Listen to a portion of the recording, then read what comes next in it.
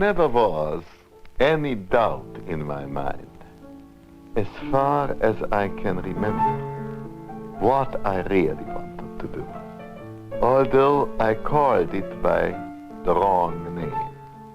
I thought I would like to be a mathematician. I was interested in it, and I remember playing with numbers as far back as I can remember anything.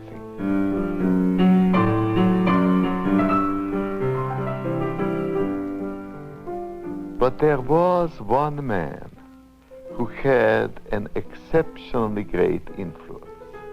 Klug was a retired professor of mathematics. I was about 10 years old, and my father noticed my interest in mathematics, which he did not share in the very least. He was a lawyer. All this was in Budapest. And I'm talking here, of course, about the second decade of this century, a long time ago.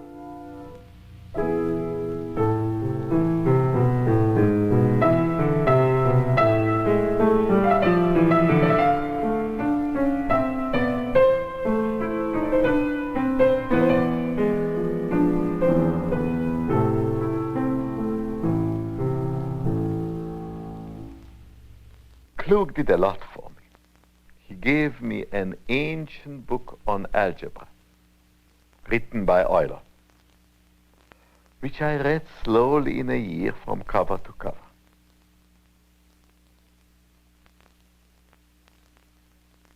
But he did something that was very much more important.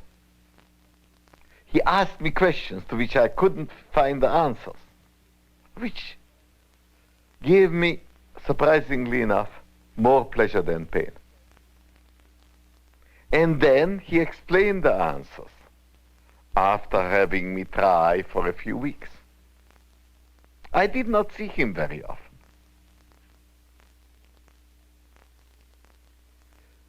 But he proved to me something, not in mathematics, but in life. Up to that time, I was sure. Up to the time I met Klug, I was sure that all grown-ups were people to be pitied. They had to work, they grew tired, they were bored with what they were doing. I heard both my parents often complain. Klug was the first man whom I met who most obviously enjoyed what he was doing. I had been interested in mathematics. What I learned from Klug is that mathematics is fun. When a few years later it came to a real choice, I wanted to study mathematics, and my father said, you can't make any living by being a mathematician. And then in the end, a little painfully, we compromised on chemistry. But I cheated. I studied chemistry and mathematics. And after 2 years, my father, who basically was an exceedingly reasonable man, he gave up. And he said, now you study what you want. And I thought I will study mathematics. But nothing came of it. Because by that time, I had heard of the great advances in atomic theory. That was 1928. And quantum mechanics has been discovered. I went to study with perhaps the most famous teacher of physics at that time, Sommerfeld in Munich. It was not many weeks. I did something exceedingly foolish. preparing to go for a hike on a Sunday. I thought I was in a hurry, and I jumped off a streetcar. And in jumping off, I fell. My right leg got under the wheels, and my right foot was cut off. I was in the hospital for a protracted time. And next semester, Sommerfeld was going to lecture in India. So, for the next term, I went to a new place, Leipzig, because by that time I heard of a man who was barely 6 years older than I am and was full professor, Heisenberg, one of the most wonderful people I have ever known. It was from him, from his students, that I learned theoretical physics.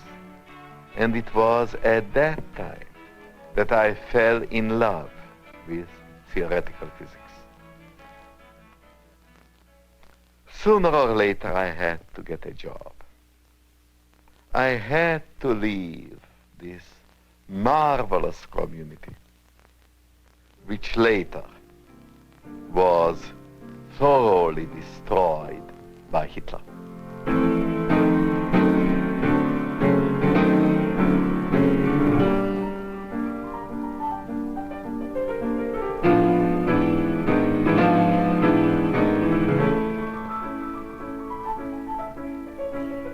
My interest had been completely in science. I was thoroughly ignorant of politics, but it became more and more clear that politics will not stay away from those who are ignorant of it. What happened is sad and terrible history.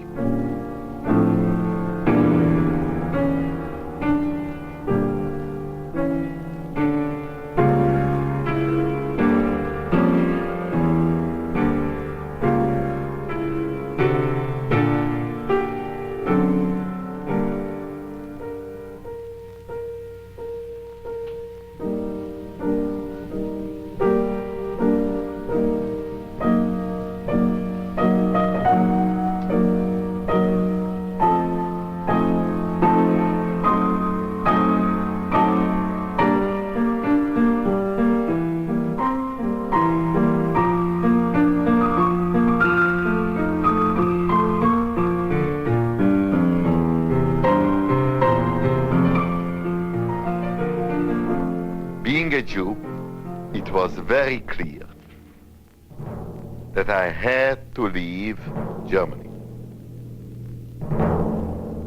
Being a scientist, an international occupation, it was not difficult to leave Germany. In particular, British scientists and industrialists have done something very remarkable, quite unselfish, and most effective. Anyone who wanted to leave Germany and who had a good record, a reasonably good record as a scientist, was offered a temporary job in England. It was made very clear to us that we are welcome to stay forever, but also that we are welcome to leave whenever we wished. Because, and it was reasonable enough and clear, there were more of us than England could use. when I got invitations from the United States, I accepted, a little reluctantly, because I enjoyed myself in England. However, I was very lucky. I have married a clever woman who had studied in the United States and who absolutely insisted to get back to the United States. So we came to the George Washington University. And there, a few years later, at a conference which we had organized, a very famous physicist, Niels Bohr, announced the fact of the fission of uranium. That was in January 1939.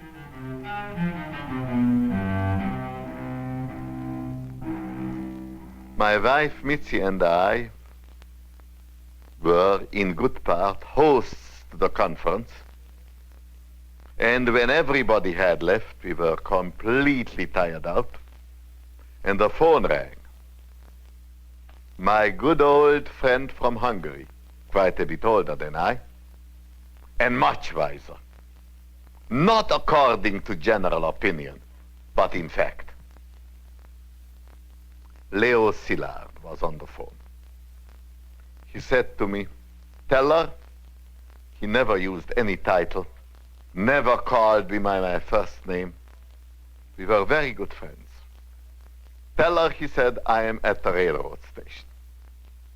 I said, fine, where can I pick you up? He told me, Mitzi got mad. We just got rid of all these people. Will you please promise me not to invite him to stay with us? I said, of course I won't invite him. So I went out to the car and Mitzi ran after me, I want to come along.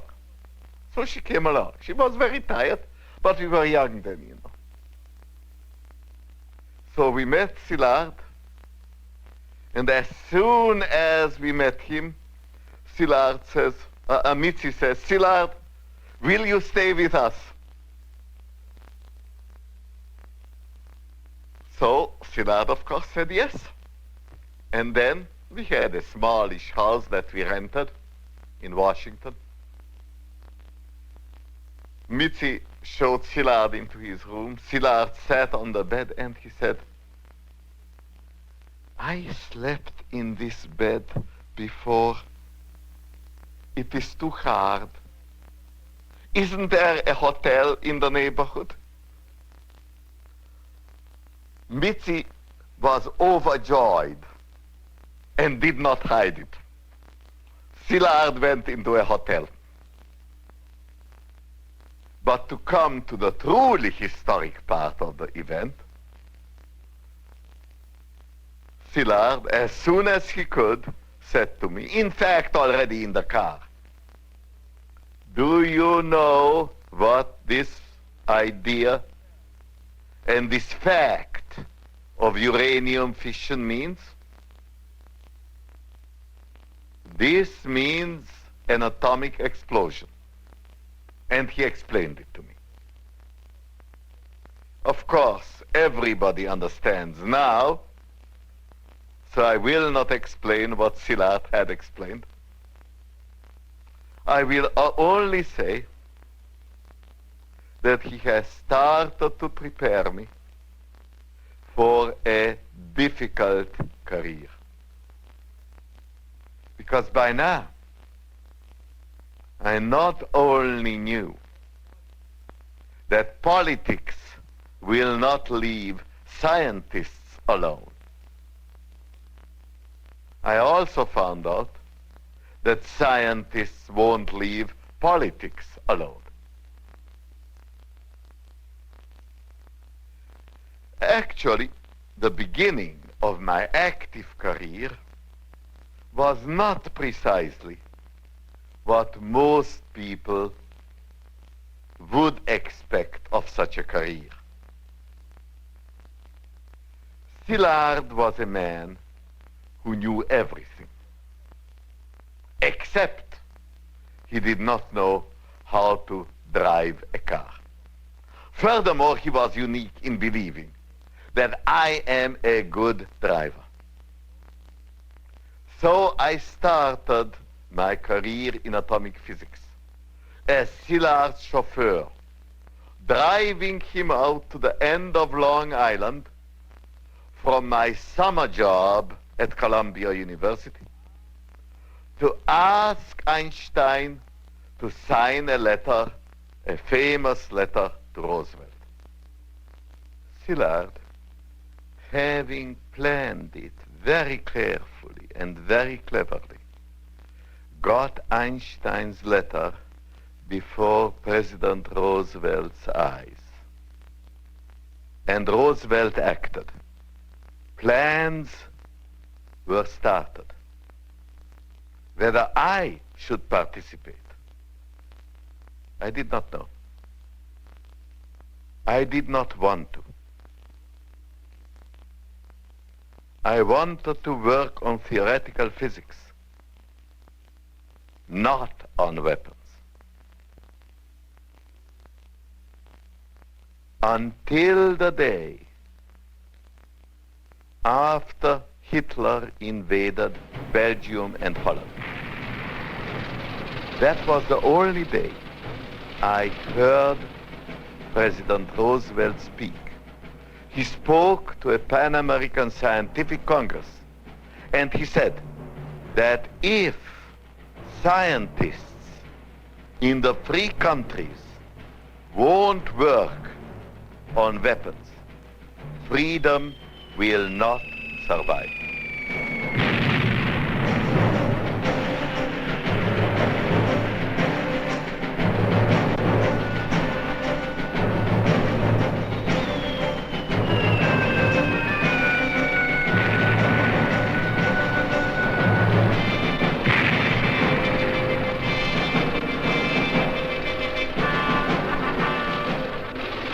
I knew what President Roosevelt knew in a very essential point. And I had the irrational, strange, but powerful feeling that he was talking to me. That is when I made up my mind, and I have not changed it since. In the course of not a very long time, I found myself in Los Alamos, where very special work was to proceed, comprising a few dozen, perhaps even a couple of hundred people.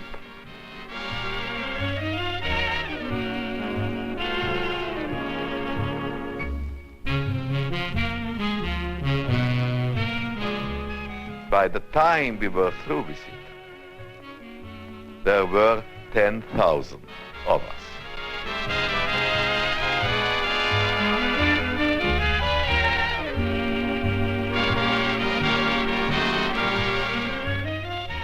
We had a truly excellent director, a great scientist, an excellent organizer, Robert Oppenheimer. I wound up with a kind of job that I did like. It was not my only job, but I liked it best. And that was to work with people who have newly come to the laboratory or were only visiting. Some of them had already been my good friends. One, the great mathematician, Johnny von Neumann. I had to explain to him what our problems were, what we were doing. We worked together, and out of this work came very practical suggestions. How best to make the first atomic bomb and its kind. Johnny von Neumann did much more. And there I was exclusively a listener, not a collaborator. Later, I had the great pleasure to explain to Fermi what we are doing. So I now have the distinction, not shared by many people, of having been, in a not quite negligible sense, Fermi's teacher. Of course, the flow of information, in most cases later, was the other way around. At that time, I was already deeply interested in the hydrogen bomb. And we wrote out very carefully why nothing could possibly go wrong, either with the atomic bomb or with the hydrogen bomb, in starting a general chain reaction. Of course, nothing ever did. Everything went essentially as predicted. There came the time of the test. The 16th of July, at the Trinity site in southern New Mexico. I was there.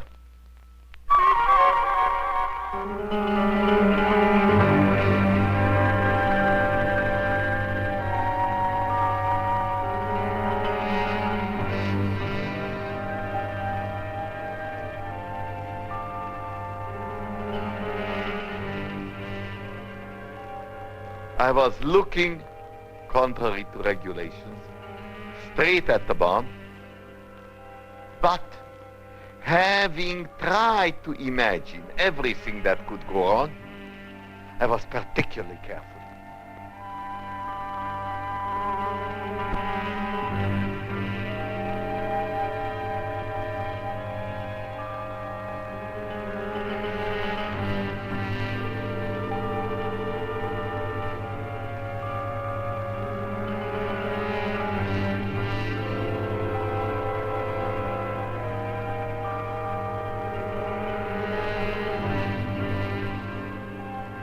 I put, in addition to the welding glass that we were to use in order not to be blinded, I put dark glasses on. I put gloves on my hands and pressed the glass against my eyes.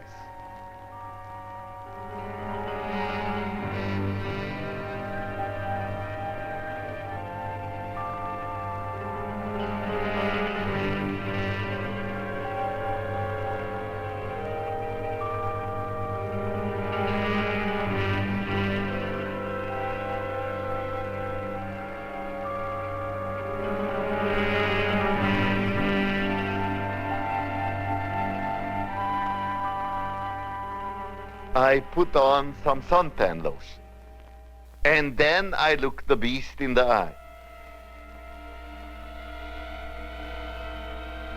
The countdown stopped 5 seconds before the event. And it seemed so long that I was sure it misfired. And then I saw a very weak light point. Is that all? Then I remembered all the extra precautions within a second. I lifted the glass and looked at the sand.